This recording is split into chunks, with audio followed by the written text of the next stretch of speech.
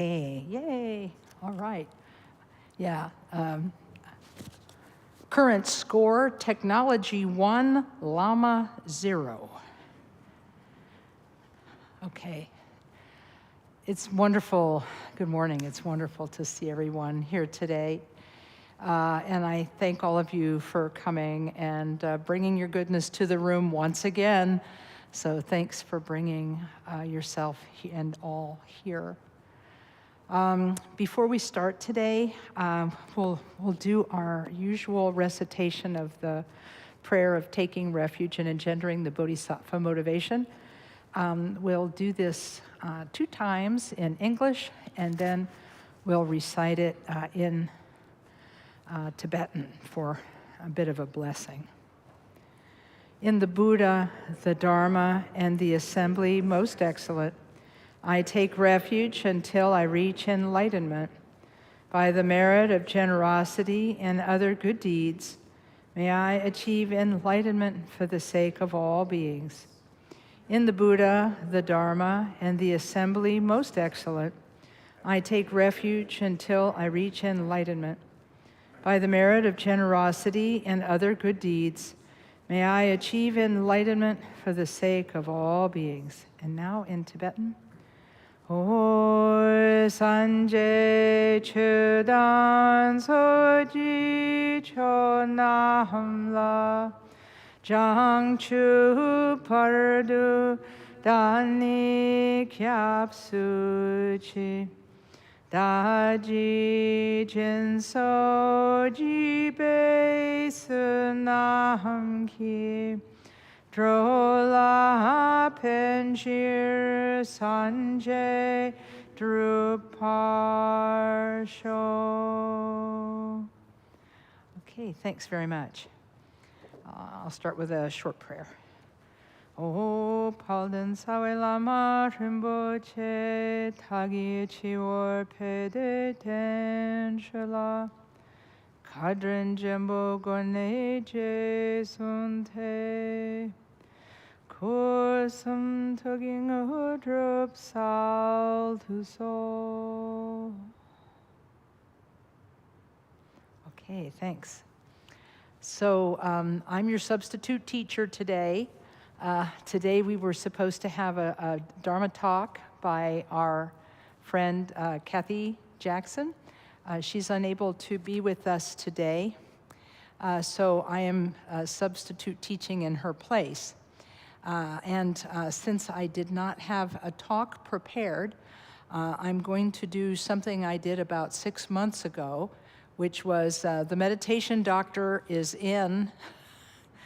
And so we're going to spend some time today talking about the basic practice of Buddhist meditation and talk about challenges and problems we may have as meditators and how we can bring these practices into everyday life. And at the conclusion, if there's time, in fact, I'm getting it out now, hopefully so I don't forget to do it. I'd like to do a guided meditation for you that Khenpo Karthar Rinpoché gave to us in the 1970s. So it's got a little age on it, but I think you will like it. In any case, we're actually going to start with a little bit of meditation if you're okay with that. I know you just got done doing a bunch of meditation, but we'll just sit for about somewhere between 3 to 5 minutes as a way of putting ourselves in the mood to talk about meditation. We may as well do a little bit of meditation. And I'm sure that most of you have a form of meditation that you like to do. So any of the quiet sitting meditations that you can do that. And like I say, I had to bring up the guided meditation for later so that I didn't forget to do it. So placing your body in the posture of meditation, we form the intention the inner intention to meditate for the benefit of ourselves and all beings. And then we begin with one deep breath. Breathe out. And then allow the breath to come and go naturally, placing our attention on the breath as it goes out and the breath as it comes in. Alternatively, you can use a visual object for your meditation object, or even be aware of the sounds in the room and have that be your object of meditation. So we'll sit for just a short time here.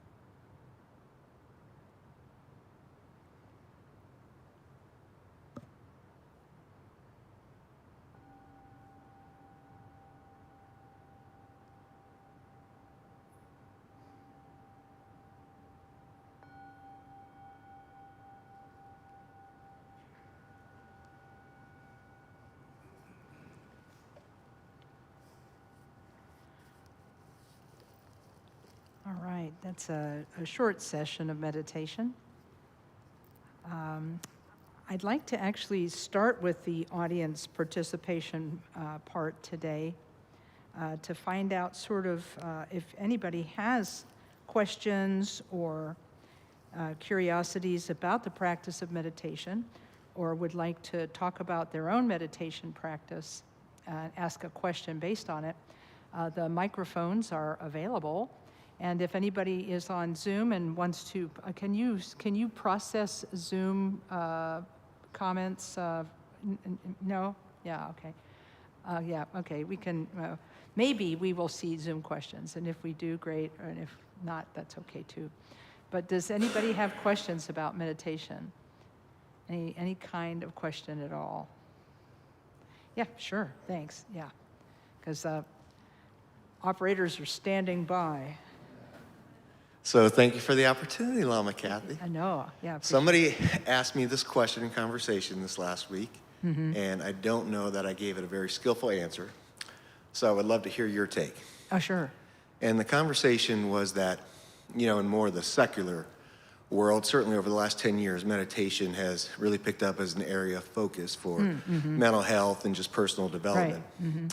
And in that, a lot of the empirical research really points to a meditation practice that was really tailored to the individual for their individual needs. And in our tradition, the perception was that, it's a little bit more prescriptive in actual meditation method, and then the path of development, not as much tailored to the individual.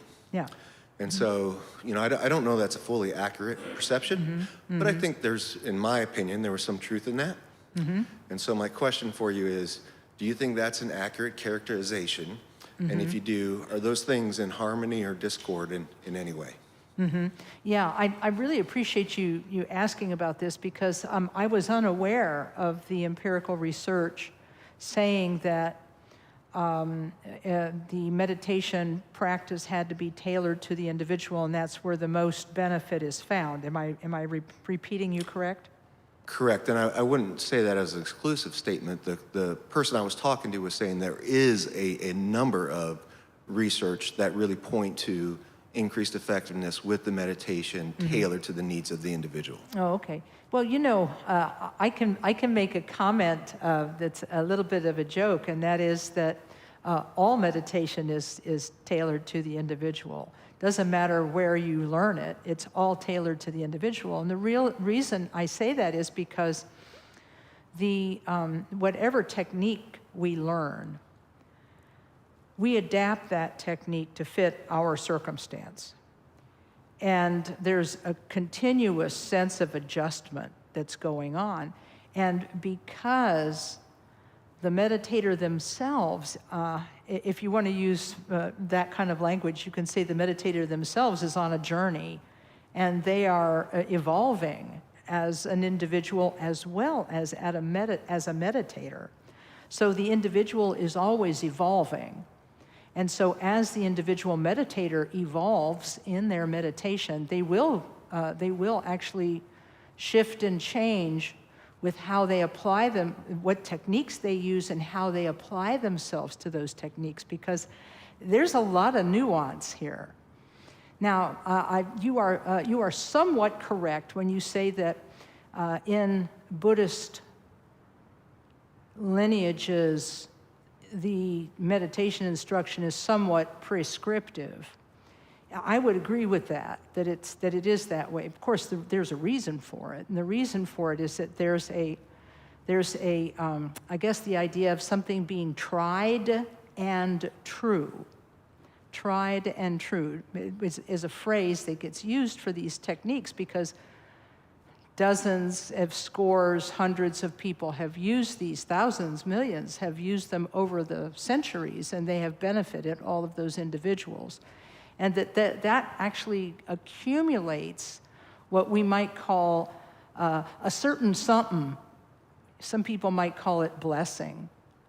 But it actually, the methods and techniques then accrue some benefit all by themselves by being prescriptive, having been practiced by previous generations.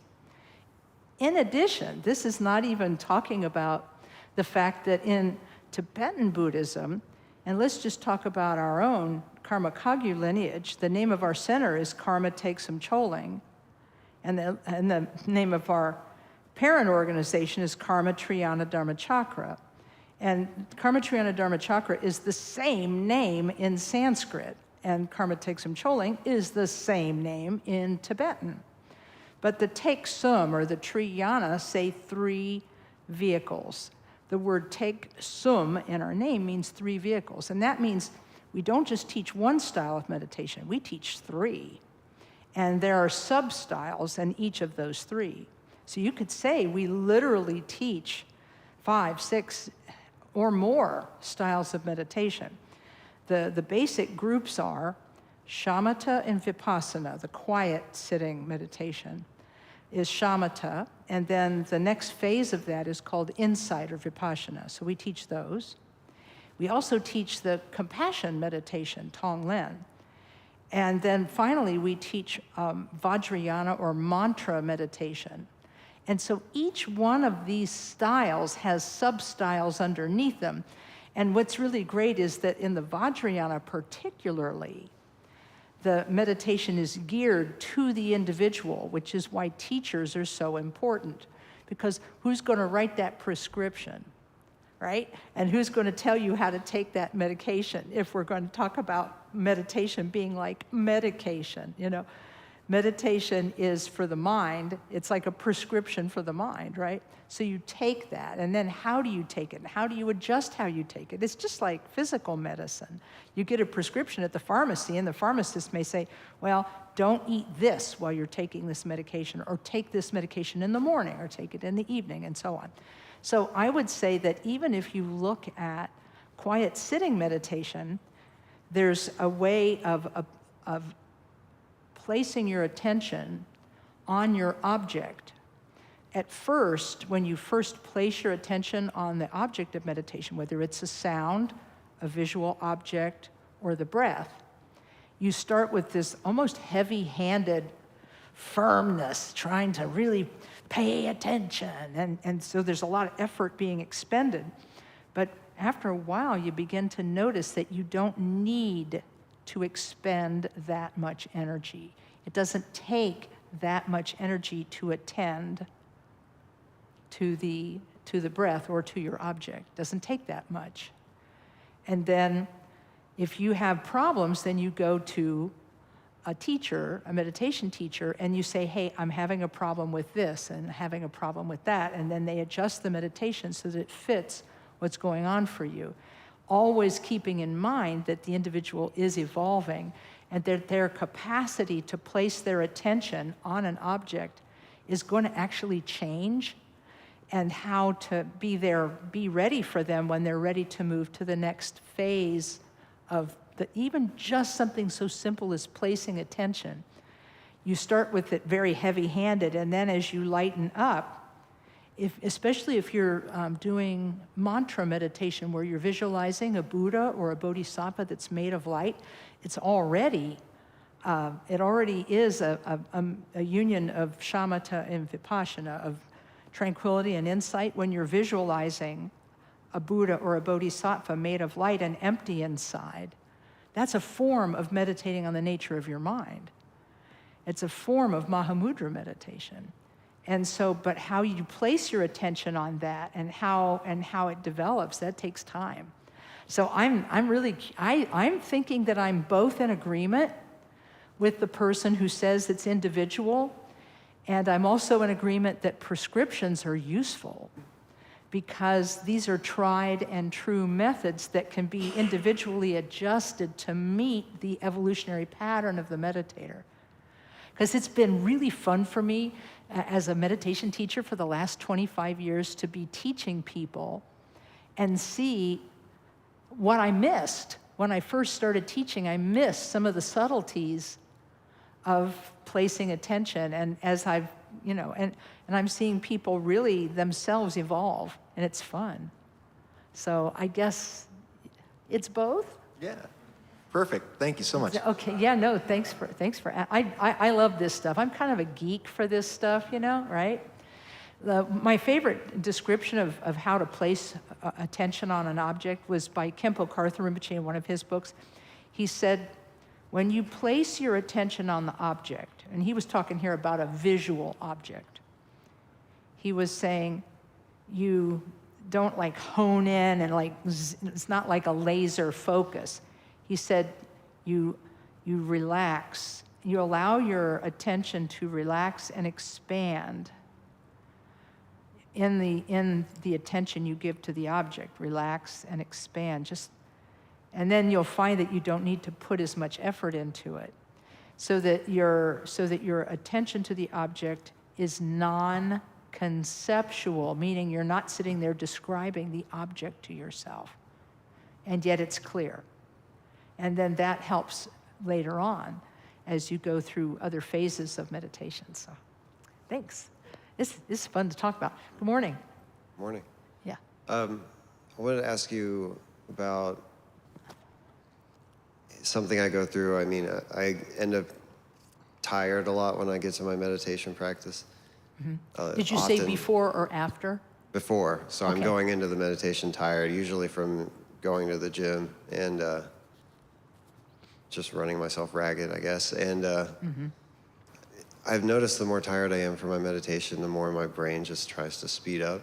And I'm going to be resting, but what do you think would be the best either solution or type of meditation to do when I get hit with that situation?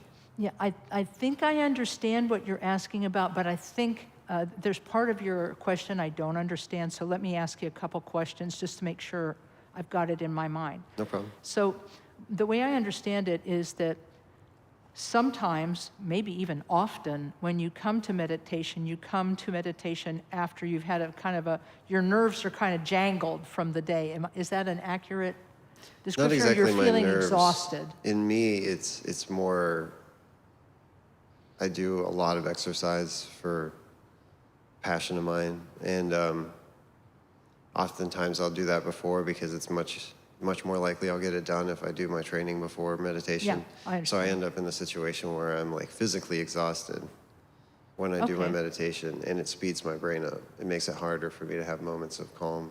So that's the next part that I'm trying to understand. Did you say you're trying to be calm? I mean, much more just recreating meditation when I'm not that tired, like being able to. Oh, okay. Yeah, recreating the meditations that you do when you're not quite so exhausted. Yeah. Tell me what the quality of those are. What is it like for you, the quality of those when you're not exhausted? I'll spend, I guess, 20 minutes or so where I'm just nothing, more or less nothing, and but I'll get distracted like 2 or 3 times every 25-minute session, and I cannot do that when I'm exhausted. Okay. Yeah, I think I really appreciate the explanations, first of all, because as I was saying earlier, everybody is different. Every single person is different in how they approach meditation. And yet we have these techniques that get handed down from generations, and those techniques pretty much remain the same. So what I'm trying to understand is a couple of things. And my first take is that there's a book title that comes to my mind, and it's one of Pema Chodron's books. She called it "Start Where You Are." And I almost feel like that might be a key for you, is to start where you are rather than where you think you ought to be when you start meditating. Just be with the exhaustion rather than trying to remediate or trying to erase or change the exhaustion. Kind of be present with it and observe it. And also, I'd like to see if I am correct in an assumption I'm making. And the assumption, based on your description, is that when you are usually doing shamatha meditation, are you doing breath awareness meditation for that 25 minutes or whatever? Yes, I guess. I was taught by actually one of my acupuncturists in the past about having like fine, even, slow breath. And so I extend my breath out pretty long. So I am doing breath awareness in terms of being conscious of like not having short breaths. Right. Okay, then I think I'm on to something now that might help. Okay, because when we teach here, we teach it different than that. We teach breath awareness differently than your Oriental medicine doctor taught you. Because when we teach meditation, what we're working with is attention, not breath. We're working with attention and not breath. So breath is part of the equation, but it's not everything. So you can begin, if you want to begin with some slow, deep breathing, that's fine. But eventually you have to allow the breath to come and go naturally. And by allowing the breath to come and go naturally, you're in a situation that is more like your everyday life. Okay, you let the breath come and go naturally, and then you place your attention on the breath as it comes in and as it goes out. Or, if that's too much attention, you can merely be aware of the sensation of the breath as it comes and goes from the nostrils. There's a light touch that you can. But then the part I think you're missing is the what do you do when you're distracted? Because when you place your attention on the breath, it will stay there for a short time, but then it's going to wander. It'll wander into the past, or it'll wander into the future, or it'll start analyzing the now. Like, oh, my leg hurts, or this happens, this is happening. And when that happens, the technique is to notice it, label it, thinking, and then drop it, and then return to the technique with the feeling of, I've got a fresh start now. And so then instead of having the goal of meditation is, see, I think that the goal is maybe where the mix-up is happening. Because if the goal of meditation is to like have no thoughts whatsoever, then that's impossible. It's utterly impossible. We might think that we're doing it, but we are not necessarily doing it. The goal of meditation is not to make thoughts go away, but to notice and then let go of the thoughts. Because my friend, the brain scientist, I'm always quoting Dr. Julie, my friend, the brain scientist, she said that it's in that moment of noticing and relinquishing and then returning your attention that the new neural pathways are created that allow you to calm down later when you're not meditating. So this letting go and then returning is a powerful way of doing that. And so if you've created a situation in which you have no thoughts whatsoever and get disappointed when you have thoughts, then it might be of benefit to try this other technique. Just for a few days to see if it's helpful to place your attention on a natural breath rather than trying to make a long breath. You see, because there's something that happens when you bring ambition and expectation to meditation seat, then that ambition and that expectation can get in the way of just naturally being present with your breath or with the thoughts that arise. And that's why I'm thinking that the exhaustion is such a problem, is because you're trying to recreate a situation in which you have no thoughts. And you're trying to superimpose that on the situation where you're exhausted. And so what's really interesting is that my teacher told me, my Tibetan teacher told me that there was a story about this one really great Lama and what he would do with his students to get them to give up expectation about their meditation so they wouldn't be sitting there anxiously waiting for some illumination to occur, He had them run up a mountain. Run! He had them run. And they went up the paths and then path and then path and then path, switchbacks back and back, and then he finally got them to the top. And then he sat them down and he said, now, look at your mind. Because the exhaustion actually helped them be present in a way they couldn't be present when they thought that they were trying to meditate. Does that make sense? So in a way, you could have an ideal situation here.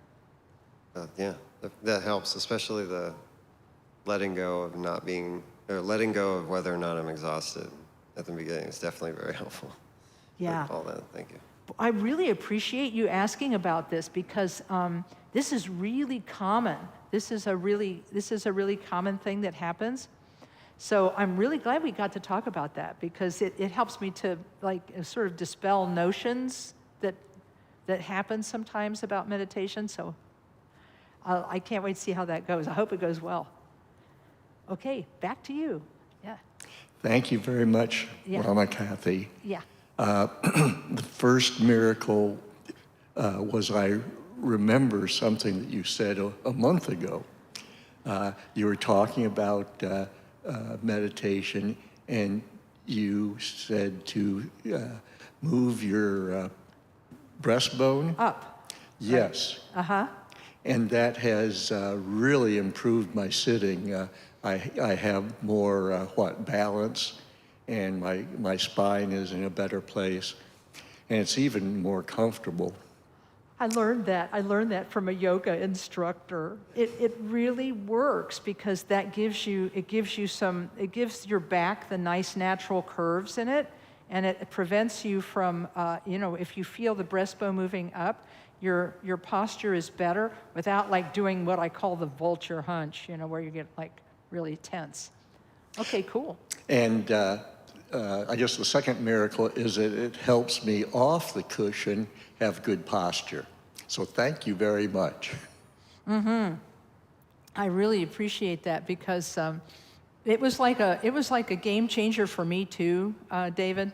It was a game changer for me too to have that because I was always really round-shouldered, and I'm still round-shouldered and I still don't have good posture. But whenever I think about it, I try to straighten up. So thanks for sharing that. Yes, sir. Thank you so much, Lama Kathy. I apologize in advance if this question is a little bit unusual. But a couple weeks ago, I made a mistake. I ate a bunch of salt and vinegar potato chips before. That accidentally happens to my husband all the time. Yeah. Mm-hmm. Yeah. And after that, I sat down to meditate sometime after that. And my salivary glands were extremely active. And it was incredibly frustrating and distracting. And the worst part is, since that time, even though I'm not eating those potato chips before I meditate, I'm still finding that my salivary glands are working overtime. I seem to have gotten some wires crossed. So I don't know, maybe this has stumped the Lama, but if you have any advice on that, or more generally, the relationship between when we eat, when we drink, and when we're meditating. Yeah, no, I really appreciate you bringing this to me because I actually have a dry mouth. So this is like, oh, really? Tell me more. Khenpo Rinpoché said several things about this, actually. And I think that the first thing he said, let's talk about the eating part, okay? He said that it is if a person is too hungry when they sit to meditate, he said they will be agitated by lots of thoughts because they're too hungry. Their mind is agitated. And then he said, however, if they've eaten too much food or too rich food, he said they'll actually get sleepy, and then it'll be hard to place your attention. It'll be challenging. So that was about the food. That was the sort of food part of it. It's like not too much, not too little. So that's the main thing to think about with food.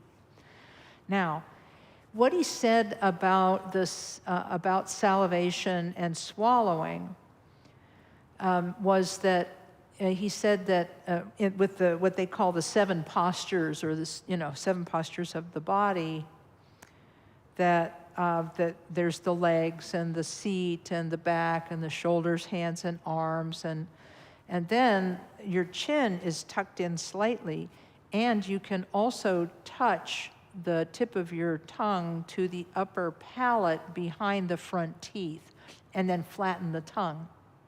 And what he said this does is he says it inhibits salivation. Now, it could be that for you that won't happen, but it's okay if it does because you can you just have to swallow more than an average person would need to do. And then maybe it will. It will wax and wane. These kinds of situations wax and wane all the time. And so I think the maybe is to generate, to try the technique with the tongue against the upper palate, and then that allows the jaw to relax a little bit, which itself might help the situation. If the jaw is more relaxed, then maybe there'll be less of that. But even if there isn't, You just treat it like any other physical sensation.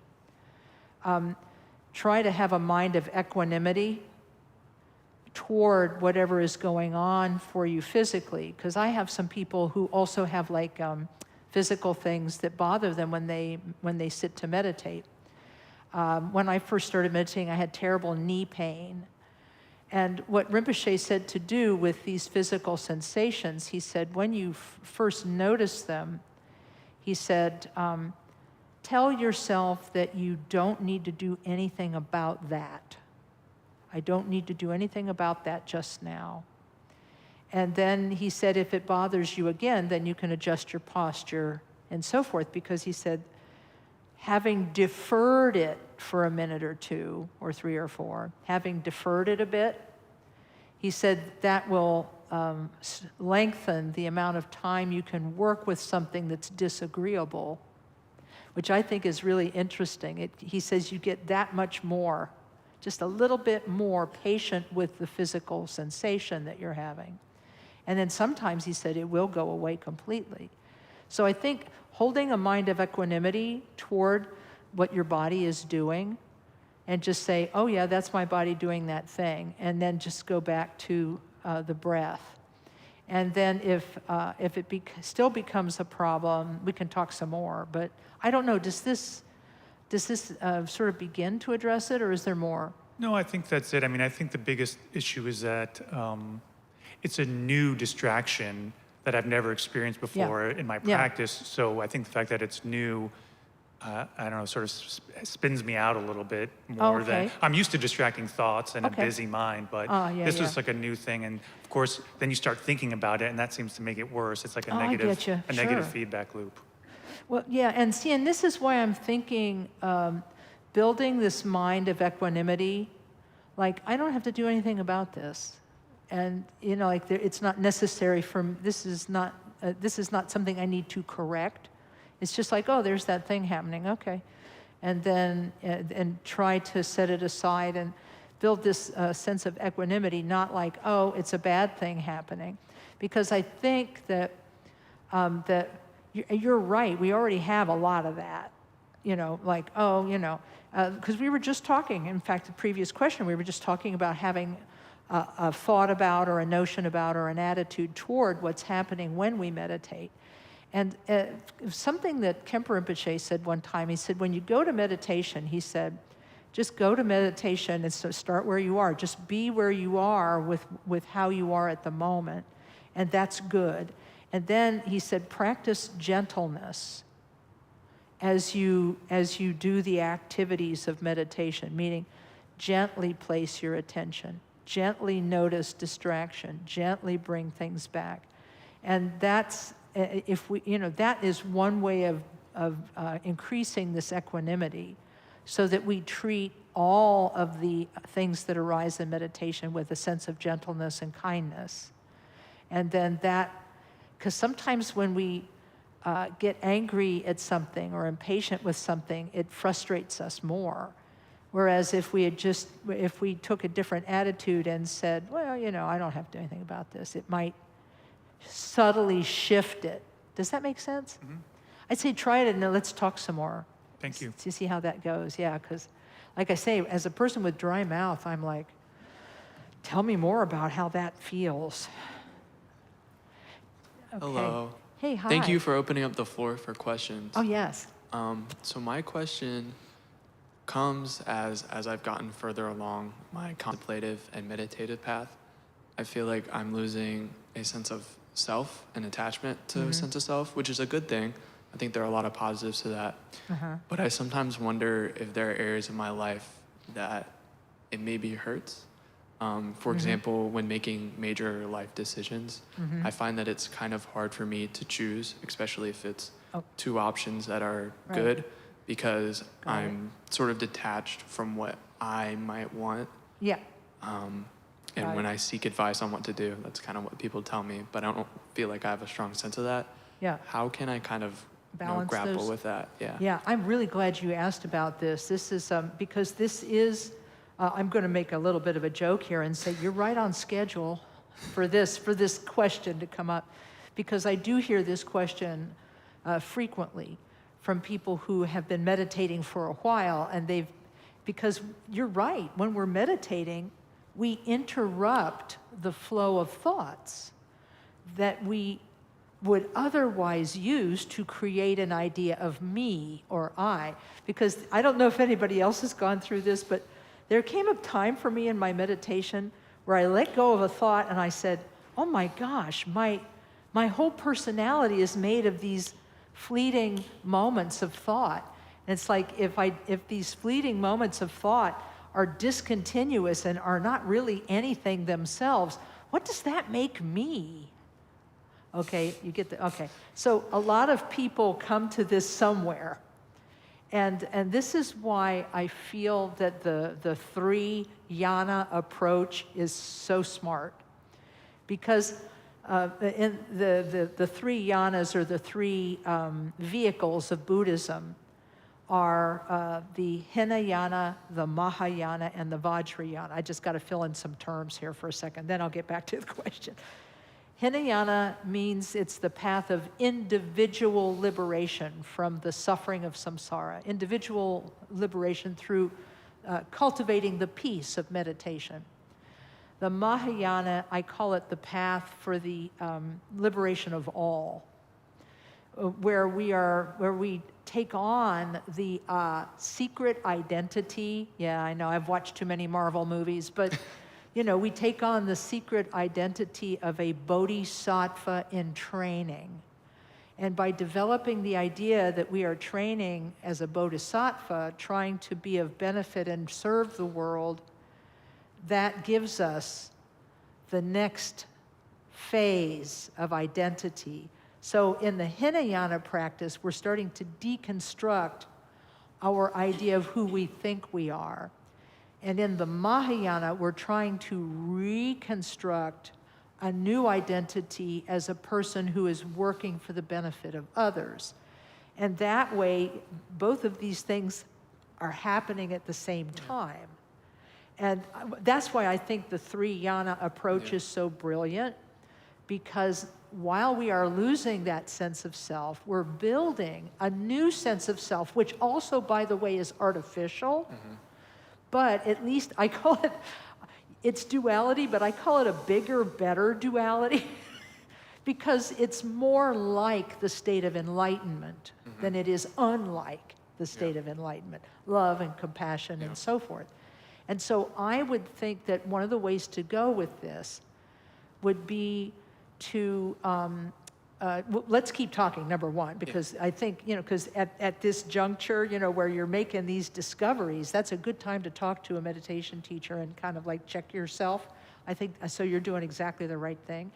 And then that way we can introduce some of the bodhisattva meditation practices, such as compassion meditation, where most meditation you're letting go of thought and returning to the breath. Well, in this particular meditation, as you breathe out, you think you're giving imaginary goodness to imaginary sentient beings that fill all of space. Good time to have a good imagination. And as you breathe in, you think you're removing the suffering from all those beings.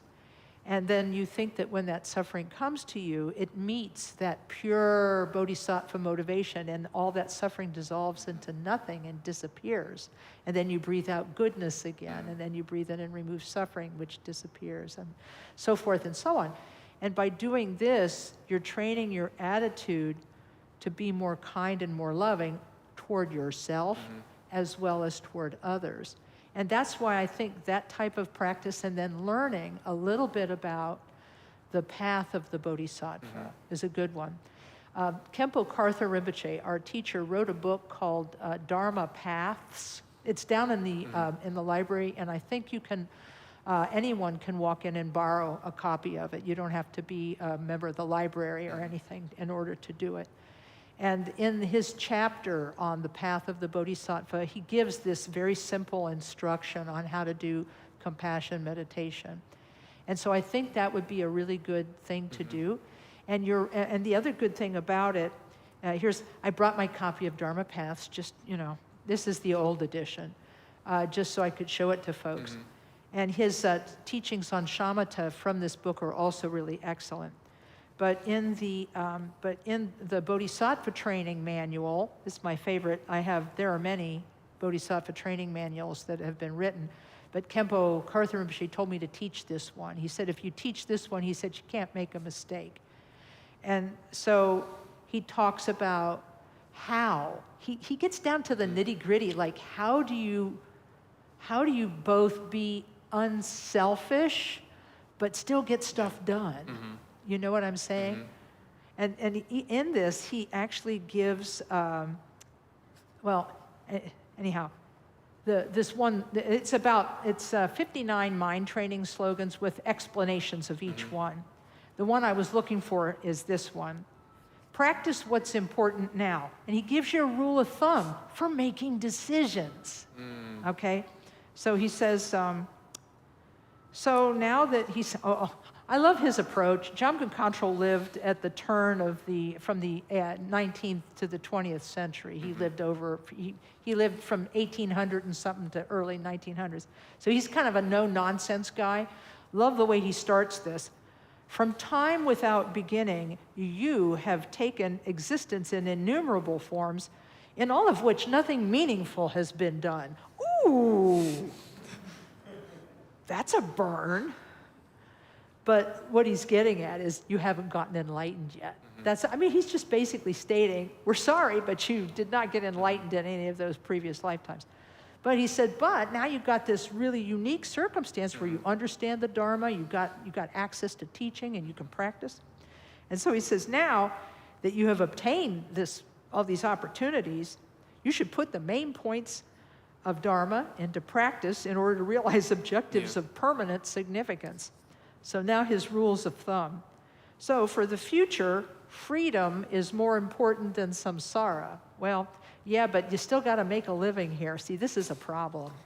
I was talking to somebody about this earlier today. We were talking about, how, we got to make a living. So we have to make some compromises. It can't all be idealism, right? But then he says, so if you get into a situation where it's like you could do a samsaric thing or something that'll make your mind more free, well, that's going to be a tough decision, but you get the point. Then he says, the welfare of others is more important than your own until you get to the situation where you start resenting others, and then when you start resenting others, you've gone too far, you got to back up. And then he says, of practicing and teaching the Dharma, practicing is more important. Ooh. And you get the idea, So then he says, and sitting on your mat and training are more important than other forms of activity. Well, good luck, But we have to start someplace and make our decisions based on what will help us keep practicing. So that in this country, that means you have to find a way to make a living. And once you find a way to make a living, then it gets a little bit easier to practice meditation. So I don't know if this is helpful or not. So in a sense, kind of form a personality that isn't really based as much on like and dislikes and more how you can help other people benefit all beings. That's pretty much it. Yeah, because it's really interesting, isn't it? Because when you meditate and you let go of a thought that was once so important to you, it's like, wait a minute, is that thing not important to me anymore? And the answer is your habits, if they're really deep, will tell you that thing is still important. So, but you start to add into the mix the wish to be of benefit to everyone you meet. Even just casual people, like, you're at the coffee place getting your coffee. That person is a person. And now you're a bodhisattva in training, so you've sworn that you're going to help that being. Well, maybe you won't be able to help them today because their attitude is kind of bad, but at least you're going to not add to their bad day. Thank you so much. Yeah. Yeah, that was really helpful. No, I appreciate you asking about that. Okay. Oh my gosh, you're kidding? Is that the time? Okay, yeah, all right. Yes, this will be the last question because I do want to do this meditation. Hi.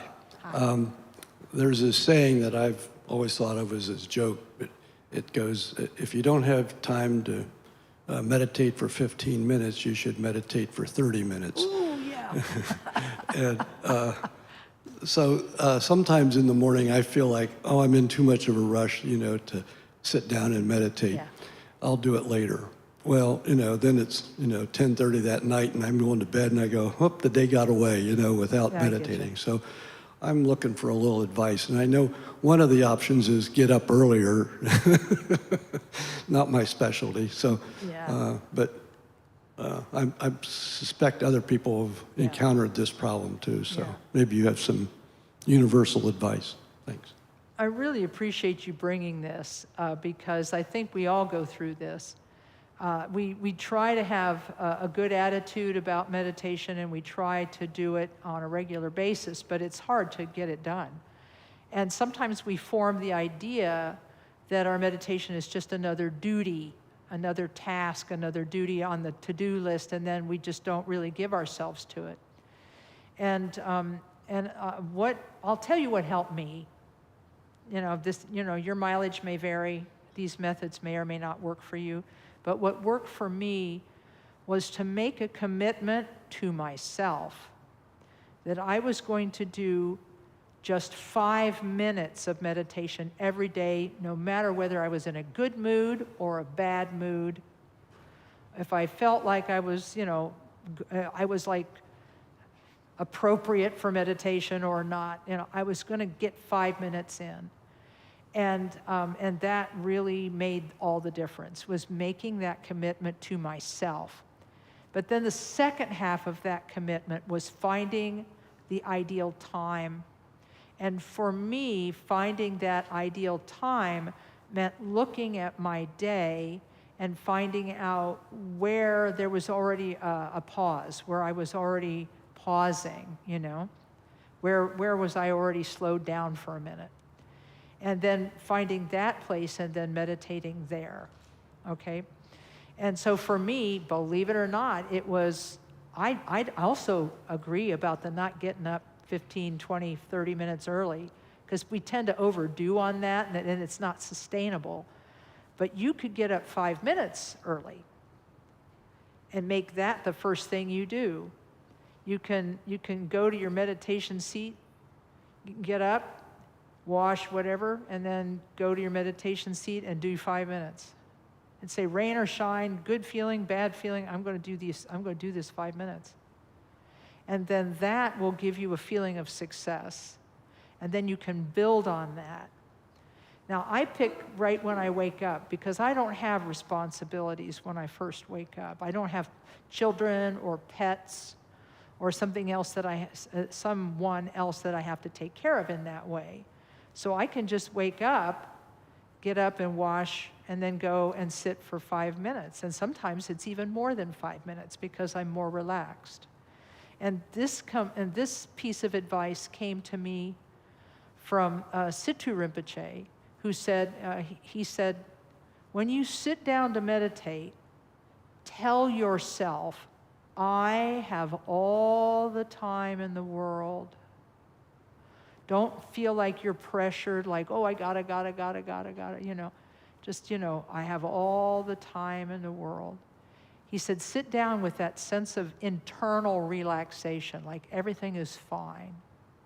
And so those two things, looking for that time in your day, making the commitment, finding the time in your day when you can meet that commitment. Because for some people, they can't meet that commitment first thing in the morning, but they could meet it right before they go to bed.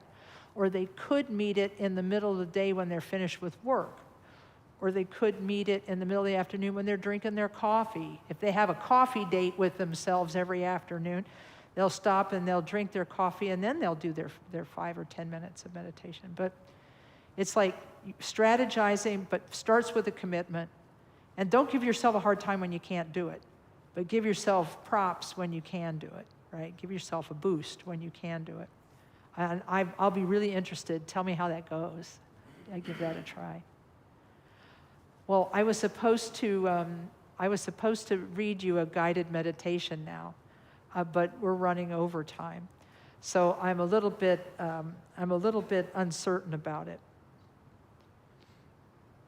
I think I'll wait and do it another time when we have more time to introduce it.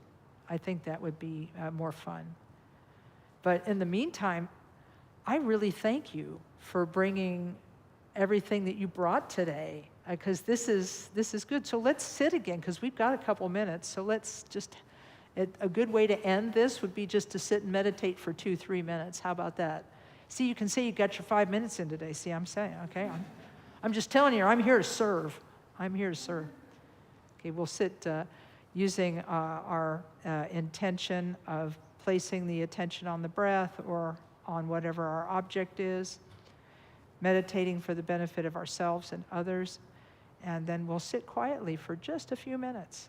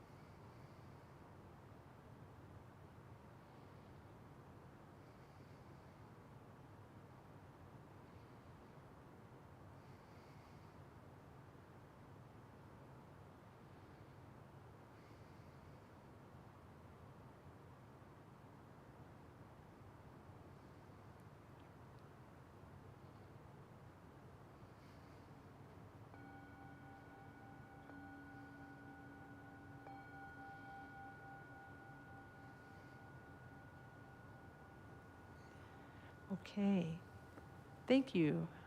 I enjoyed meditating with you today. We'll conclude as we usually do by dedicating the goodness of our session today, dedicating it to all sentient beings. We'll recite these in English, okay? Starting with the words, by this merit. By this merit, may all attain omniscience. May it defeat the enemy wrongdoing. From the stormy waves of birth, old age, sickness, and death. From the ocean of samsara, may I free all beings. The courageous Manjushri, who knows everything as it is, Samantabhadra, who also knows in the same way, and all the bodhisattvas that I may follow in their path, I completely dedicate all this virtue.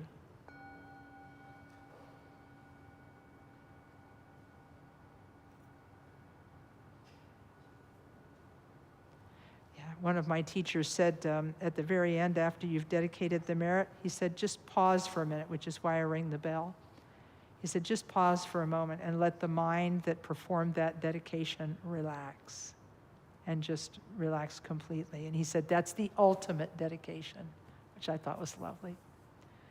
Okay, well, thanks everyone. And those of you who are staying for the members meeting, you can make a quick back and forth, and we'll see you here in about 5-10 minutes. So thanks, everyone. Thank you to the sound department.